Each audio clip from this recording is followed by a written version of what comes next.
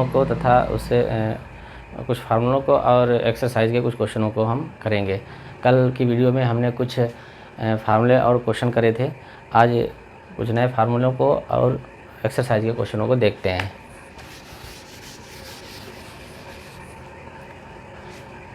कल वाली वीडियो में हमने ये बताया था कि साइन ए प्लस बी बराबर होता है sign A cos B plus cos A sine B.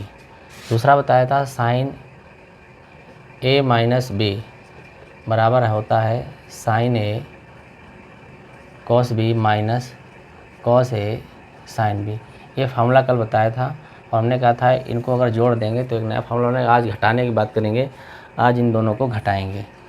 घटाने पर ये माइनस, ये वाला माइनस, ये माइनस, इन दोनों को माइनस में लिखिए। ये हो जाएगा साइन ए प्लस बी माइनस साइन ए माइनस बी बराबर, ये दोनों एक जैसे हैं, साइन ए कॉस बी है यहाँ पर, ये दोनों एक जैसे हैं तो ये कट जाएंगे और ये माइनस माइनस प्लस हो जाएगा तो ये दोनों जुड़ जाएंगे तो ये बनेंगे 2 कॉस ए साइन बी। ये एक हमारा नया फार्मूला तैयार हो गया। इसी क्रम में अगला फार्मूला देख लेते हैं। हमने कल बताया था कॉस ए प्लस बी बराबर होगा cos A cos B minus sign A sine B. Cos A minus B होता है cos A cos B plus sign A sine B. इसको भी हम घटाएंगे। घटाने पर तब नया फार्मूला हमें प्राप्त होगा माइनस माइनस माइनस। इसको इसके साथ घटा कर लिखिए तो बनेगा cos A plus B minus cos A minus B. ये दोनों एक जैसे हैं, cos A cos A cos B, तो ये दोनों प्लस माइनस, ऊपर प्लस है दूसरा माइनस कट जाएगा, बचेगा क्या, ये दोनों माइनस हैं, ऊपर वाला माइनस है, अब ये भी माइनस हो गया, प्लस माइनस माइनस, तो ये माइनस में जुड़ जाएंगे साइन ए और साइन बी, यानी कि 2 साइन ए और साइन बी। ये हमारा एक नया फार्मूला तैयार हो गया। इस फार्मूले को ऐसे भी लिख सकते हैं, अगर ये माइनस हटाना चाहें तो इसको इंटरचेंज कर दीजिए। पहले इसको लिख दीजिए, ये हो जाएगा cos A minus B, minus करके ये इसको बाद में लिख दीजिए तो ये हो जाएगा कॉस ए प्लस बी बराबर, ये माइनस यहाँ से हट जाएगा, ये बनेगा 2 साइन ए और साइन बी। यानी कि इसी फार्मूले को इस तरीके से लिख सकते हैं। ये फार्मूले थोड़े से कठिन होते हैं, इनको याद नहीं होते हैं, तो आप इस ट्रिक की सहायता से अपने आप ही निकाल पाएंगे। अब हम एक्सरसाइज के क्वेश्चनों को देखते हैं। कल वाली वीडियो में हमने एक्सरसाइज का पहला क्वेश्चन करा दिया था। आज जो है बकाया वाले क्वेश्चनों को देख लेते हैं जो दिए गए एक्सरसाइज में। सबसे पहले हम ये देखते हैं कि एक्सरसाइज का 8.1 है। एक्सरसाइज 8.1 में पहला क्वेश्चन जो हमने कल कराया था उसमें ये दिया गया था कि त्रिभुज ए बी सी में कोण बी बराबर 90 डिग्री है। ए बी भुजा जो दी गई थी वो 24 थी और बी सी भुजा यहाँ पर 7 दी गई थी, तो बी सी भुजा यहाँ पर 7 दी गई थी। पूछा गया था हमें पहला क्वेश्चन साइन ए और कॉस ए की वैल्यू पूछी गई थी, दोनों अलग अलग हैं। और दूसरा क्वेश्चन पूछा गया था साइन सी और कॉस सी की वैल्यू, ये पूछी गई थी। तो ये क्वेश्चन हमने कल वाले वीडियो में समझा दिया था, आप उसको देख लीजिए। अब हम इसी एक्सरसाइज का नेक्स्ट क्वेश्चन नंबर 2 करते हैं। Question number 2। क्वेश्चन नंबर 2 में दिया गया है कि tan p minus cot r की वैल्यू कितनी होगी। tan p और कॉट r की वैल्यू कितनी होगी घटाने पर। और ये कहा गया है कि एक त्रिभुज चित्र दिया गया है जिससे आपको इनकी वैल्यू निकालनी है। ये p है, ये q है और ये r है, और इसमें ये 12 दिया गया है और ये 13 दिया गया है, और कहा है कि tan p minus cot r का मान निकालिए। तो सबसे पहले हमें इनके मान निकालने के लिए हमें ये वाली भुजा की वैल्यू पता होनी चाहिए। अब इस भुजा की वैल्यू हम पाइथागोरस प्रमेय से लगाएंगे। अगर 90 डिग्री का एंगल बन रहा है और पाइथागोरस प्रमेय 90 डिग्री वाले यानी समकोण त्रिभुज में ही अप्लाई होती है, तो पाइथागोरस प्रमेय क्या होती है कि कर्ण का स्क्वायर प्रमेय होती है बराबर लंब का स्क्वायर प्लस आधार का स्क्वायर। इसको ऐसे शॉर्टकट में लिख सकते हैं के स्क्वायर बराबर एल स्क्वायर प्लस ए स्क्वायर। के का मतलब यहाँ पर ये कर्ण से है, और लंब का मतलब ये लंब है, और आधार का मतलब ये आधार है। तो सबसे पहले हम कर्ण देख लेते हैं कितना है। कर्ण हमारा 13 है तो 13 लिख देंगे। लंब हमारा कितना 12 है तो ये 12 लिख देंगे। और आधार हमारा ये क्यू आर दिया गया तो ये क्यू आर लिख देंगे। तो ये 169 बनेगा, और ये 144 बनेगा, और ये है क्यू आर स्क्वायर। इसको इधर लाएंगे तो ये माइनस हो जाएगा 169, इसको इधर लाएंगे प्लस का माइनस होगा 144, ये हो जाएगा क्यू आर स्क्वायर। जब इससे माइनस करेंगे तो 25 बचेगा, ये बनेगा क्यू आर स्क्वायर। यानी इसको हम ऐसे लिख सकते हैं कि Q R square equal to होता है 25, यानी कि क्यू आर जब स्क्वायर उधर जाएगा तो रूट आ जाएगा, और 25 का रूट 5 होता है, यानी क्यू आर की वैल्यू हमारी 25 है। तो इसकी वैल्यू आ गई हमारी 5। अब हमें इस एंगल की सारी वैल्यू पता चल गई हैं। अब दिए गए एंगलों के हिसाब से हमें इस त्रिभुज से मान निकालने हैं। सबसे पहले यहाँ पे दिया गया है 10p दिया गया है, इस p पे ध्यान देना है। 10p की वैल्यू हमें चाहिए। जब p की वैल्यू चाहिए तो हमें ये वाला कोण बना लेना है, और इस वाले कोण को बनाने से ये होगा कि हमारे जो आधार और लंब हैं वो चेंज हो जाते हैं। कैसे कि ये तो तिरछी भुजा रही हो तो हमेशा कर्ण ही बनी रहेगी, वो नहीं चेंज होगी। तो 10p ये अगर कोण है तो इसके सामने वाला ये लंब कहलाएगा बेटे, और जो ये है बची हुई भुजा वो हमारी आधार कहलाएगी। तो 10p क्या होता है, आपको ये फार्मूला आना चाहिए। ये फार्मूला बहुत इम्पोर्टेंट, आप याद रखिए। पहले वाले को साइन, दूसरे वाले को कॉस, इसको 10 कहेंगे,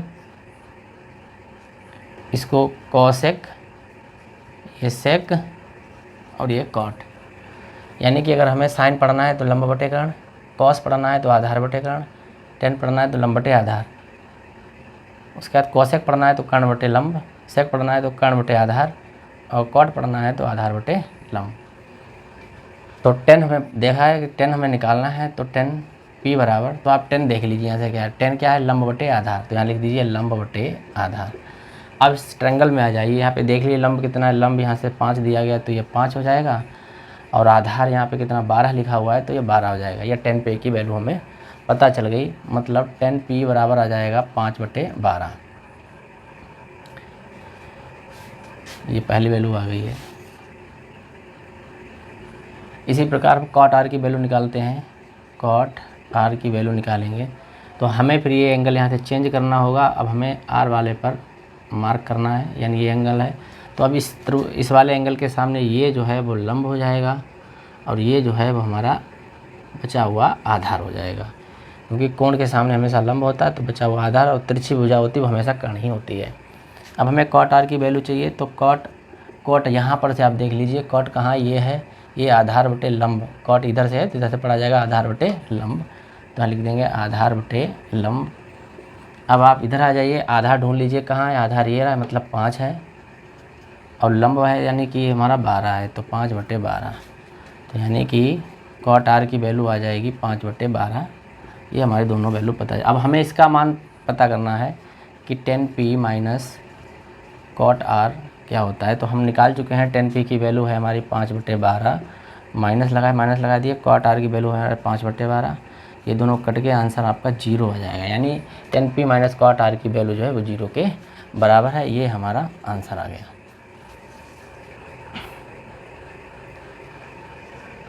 अब नेक्स्ट क्वेश्चन देखते हैं।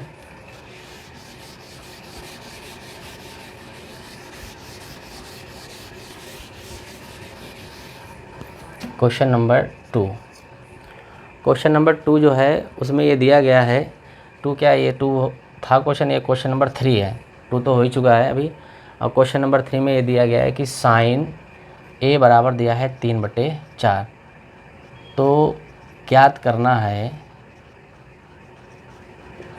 करना है कॉस ए साइन ए का मान। कॉस ए साइन ए का मान हमें चाहिए, ये वैल्यू हमें निकालनी है। तो इसके लिए हम क्या करेंगे, सबसे पहले हमें एक राइट एंगल बनाना होगा। अब वो राइट एंगल की सहायता से साइन ए के मान रखकर हमें तीनों भुजाओं के मान निकालने होंगे, फिर हमें कॉस ए और साइन ए के मान पता चल जाएंगे और उनको हल कर लेंगे। तो सबसे पहले हम ट्रायंगल बना लेते हैं। ये रहा ट्रायंगल। इस ट्रायंगल में जो ए दिया गया तो आप नीचे वाली भुजा को ही ए मान लीजिए, नीचे वाला जो एंगल है इसी को ए मान लीजिए, बचा हुआ ये बी और ये सी कर लीजिए ताकि आसान हो जाए हमारा लगाना। तो सबसे पहले देखते हैं साइन ए है क्या।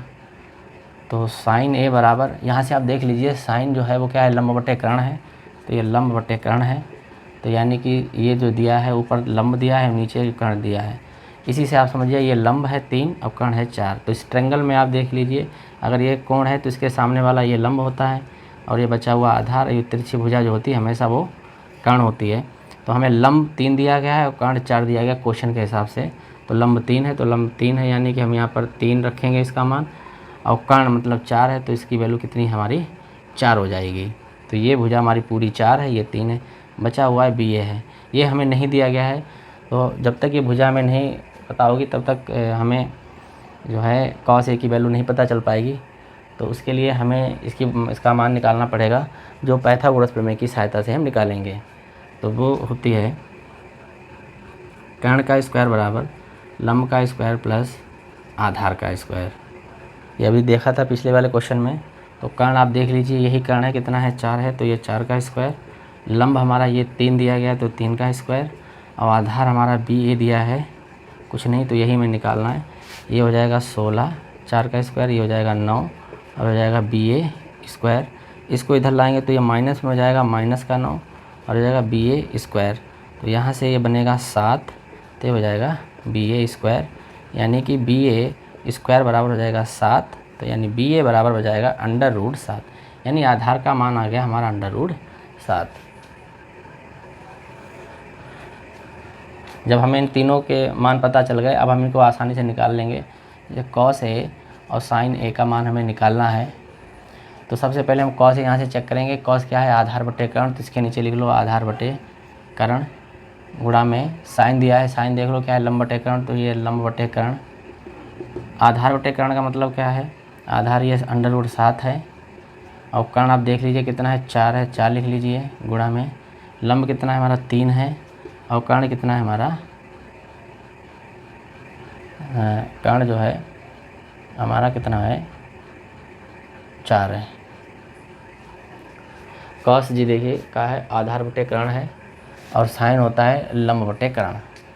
तो यहाँ पर से आधार देख लीजिए 7 दिया गया है और कर्ण हमारा 4 है तो 4 हो जाएगा, और यहाँ पे लंब है हमारा 3 तो वो 3 हो जाएगा, और कर्ण हमारा 4 है तो 4 हो जाएगा।